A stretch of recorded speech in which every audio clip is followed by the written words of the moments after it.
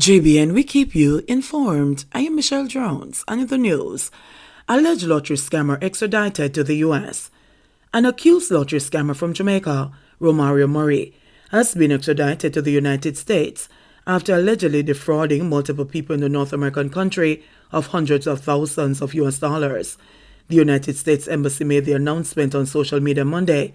The post included a photo of Murray handcuffed on the tarmac at the Norman Mann International Airport in Kingston. The embassy did not state the date that Murray was extradited. Murray was wanted by the United States Postal Inspection Service on a federal warrant consisting of mail and wire fraud. The indictment against him alleges his involvement in a lottery scam syndicate that defrauded multiple victims of approximately 300,000 US dollars or 47 million Jamaican dollars, the embassy said. Man gunned down in Portland. A man was shot and killed in Mansion Hill, Portland last night. The shooting happened shortly before midnight. It is reported that the man was in the area when he was attacked by unknown assailants. This is the fourth murder to be recorded in the Portland Police Division since the start of the year. Senton resident returns cops lost loaded gun. The hierarchy of the Senton Police Division has seeked to praise a resident who found and returned the lost gun of a woman constable attached to the Highway Patrol Unit. The constable lost a Glock pistol with 17 rounds in bushes along the Londovey Main Road in St. Anne late Saturday afternoon when she reportedly went to relieve herself. On discovering that the gun had disappeared, the cop and her colleagues unsuccessfully searched the area and later reported the matter to her superiors. Senior Superintendent Dwight Powell, the head of the St. Anne Police Division, said the resident who found the weapon took it to a justice of the peace and it was handed over to the police on Sunday. I am eternally grateful and I'm proud to have these kinds of people working within St. Anne, said Powell. In the meantime, the woman constable is now the subject of an internal investigation. Under Section 41 of the Firearms Act, a person who loses a firearm through negligence shall be guilty of an offense and on summary conviction be liable to a fine not exceeding $100,000 or to imprisonment with or without hard labor for not more than 12 months. 2 shot, 1 fatally in Linstead. 2 males were shot, 1 fatally, at Banbury District in Linstead, St. Catherine on Saturday evening. The deceased is 22-year-old Richard Webb from Banbury District. The Jamaica constabulary force said a teen was shot and wounded in the attack. Reports from the Linstead police are that about 8:20 p.m., Webb and the teen were walking along the roadway when they were pounced upon by a gunman who opened gunfire, hitting them. The police were alerted and they were taken to hospital where Webb was pronounced dead and the teen was admitted in serious but stable condition. The investigation continues. At least 9 people have been murdered in the Linstead police area since the start of the year. The murder in Banbury on Saturday happened 3 weeks after another man was gunned down there on February 26 while at a candlelight vigil. His 26-year-old laborer Kevin Green, otherwise called Babu. 2 killed in St. Elizabeth crash. 2 people are dead and 2 others hospitalized following a motor vehicle crash on the Whitehall Main Road in Middle Quarters, St. Elizabeth on Sunday. Police named one of the deceased as 20-year-old Roshan Rose, a resident of Paradise District in Norwood, St. James. Police reports are that about 9:15 a.m., 4 people were traveling in a Nissan Wing Road motor car when the driver failed to negotiate a corner and lost control of the vehicle. The vehicle went off the road and crashed into a house and overturned. The 4 people were taken to hospital where Rose and a woman were pronounced dead, while 2 men were admitted for treatment. Teen arrested following gun seizure in Portmore. The police are reporting the siege of an illegal gun in Gregory Park, Portmore, St. Catherine on Sunday, and the arrest of a 17-year-old boy. The 9mm Brico pistol was recovered during a snap raid on Walker's Avenue in the community. The police report that the teenager was seen by the team and was accosted. He was searched and the weapon was found in his possession. Superintendent Upton Nicholson, head of operations of the St. Catherine South Police Division, said that the latest seizure highlights the involvement of young people in criminal activities. The police in the division continue their zero-tolerance activities to rid the streets of illegal guns, drugs, and other criminal activities, Nicholson said. The teenager remains in custody, and the investigation into the matter continues. Board gun thugs terrorized motorists. The St. Andrews South Police have confirmed that thugs, some of whom seem to be using pieces of board shaped like guns, yesterday held up and robbed several call center workers along the Spanish Town Road as they traveled home on a staff bus, the latest in a string of similar incidents in the division. I want to say that a group of men, some boys, some of them seem to have board guns with 1 or 2 actual firearms, held up a bus along Spanish Town Road, said Superintendent Damien Madison, the acting head of the St. Andrew South Police Division. It is something that we're grappling with, and I noticed for the 7 months that I've been in the division, we have had several close occasions with them.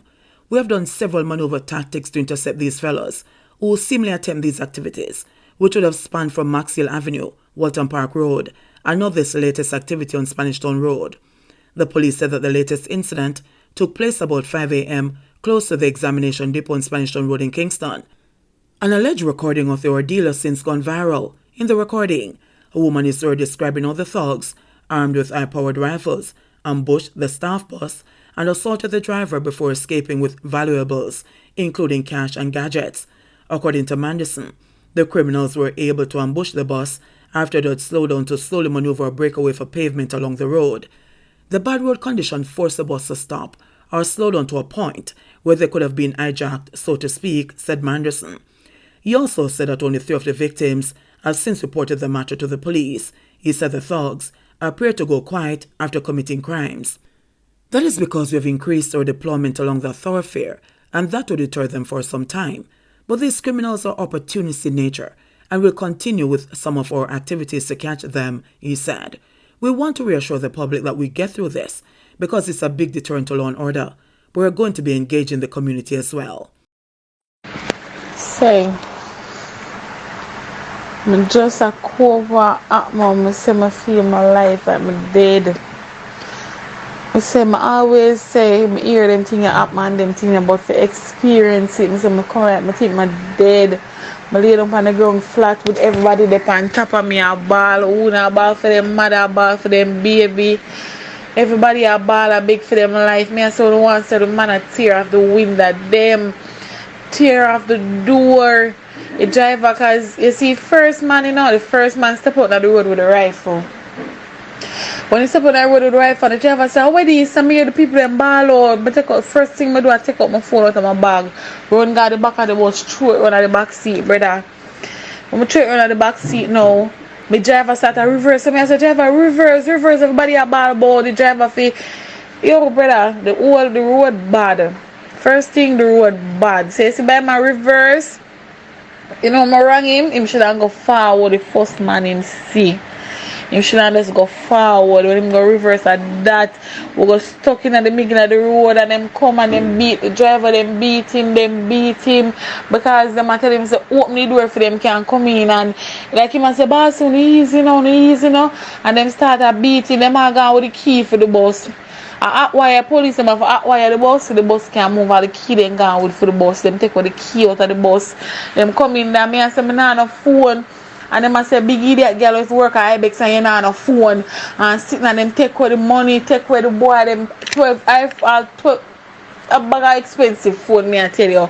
I have 3 small phone alone get saved. And boy, him have 2 phones, so him give them one item. One next girl, she put her phone in her crutches by him reaching the bus car. Too long them a try dig off for come in there and them a ease back for the bus and I say, I will shoot up this so before I can play with you know.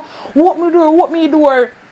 Say next one go down hold the driver by him neck and draw him through and let them one draw with the driver in the lane and we are say when you make the driver stay, don't go with him and we are beg them please to make them go with the driver.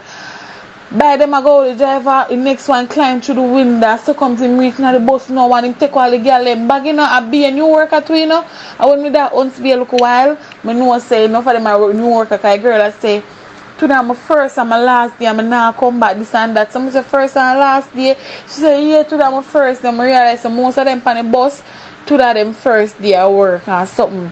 And when time them come inside of the bus through the window now, them start to grab phone and I grab up the boy, them take out everybody money and phone and sit now.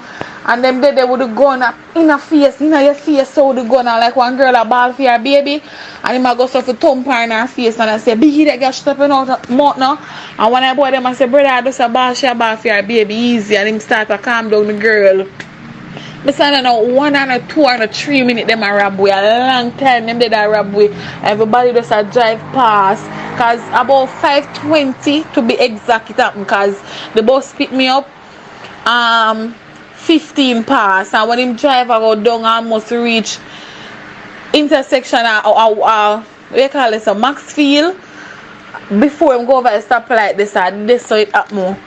And when we look, the boy them they do long, them a pop the window them, the door, the door the trunk no frig. But we say if the window them could not open, they could come in there. Maybe they would all shoot up we. They say, yo, Father God, yo, say everybody choke pan, everybody pan the ground, run at the back, everybody have ball at the worst experience, brother. I beg skin, we need a home, can't come out of my house in them hours there, brother. Everywhere a bad place because they might use one part and I say welcome this, you saw that anything can because them realize say once man the robber and bus and they go through, so every local way I go try do the same thing. If you ever see the driver shock up, you want to see them beat the driver because some of them like them have board gun. Them have it wrap up like board. So when the driver, I saw come the driver try to retaliate to them, you know, because them realize say 2 of them out of 5 must have board gun. So when them realize say him see the next rifleman who have the real rifle come round pan him now and them start butt him and beat him. Is me and yo brother, you never know. Well right now, them are on speaker. The reporting business that not gonna work. Because you see by the time we reach cross the stoplight and be a police and soldier come and we them a juke down on the bus, you know. Them a juke down, come out, pull up on hand, ray. So we have to see man them gone and we them just rob. By them drive go back at the man them. And sit them, I know them not catch nobody. So when them drive go out to be for a report, I just make my man come and carry me to my yard. Drug and gun trafficking among priority issues for new U.S. ambassador. Newly appointed American ambassador to Jamaica, Nick Perry, has revealed that the long-standing issues of gun running and drug trafficking between the United States and Jamaica will be among his priorities when he takes up assignment in Kingston. Perry, a Jamaican-born American official, was last week approved by the U.S. Senate to replace Donald Tapio's U.S. ambassador to Jamaica. He said on Sunday that as a top American official in Jamaica, he'll work to strengthen the bond between Washington and Kingston.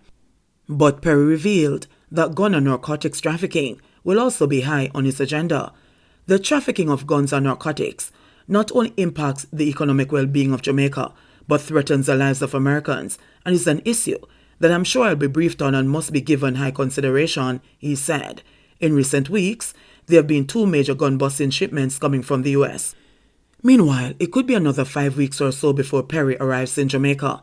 He must first resign his seat in the New York State Assembly, and he wants to ensure that his preferred candidate wins at the polls.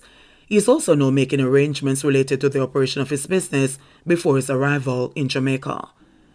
21 new COVID cases, 5 more deaths reported. Jamaica on Sunday reported 21 cases of COVID-19, bringing the total number of confirmed cases reported on the island to 120,400. According to the latest statistics from the Ministry of Health and Wellness, the country also reported 5 more virus-related deaths. The death toll since the start of the pandemic now stands at 2,850.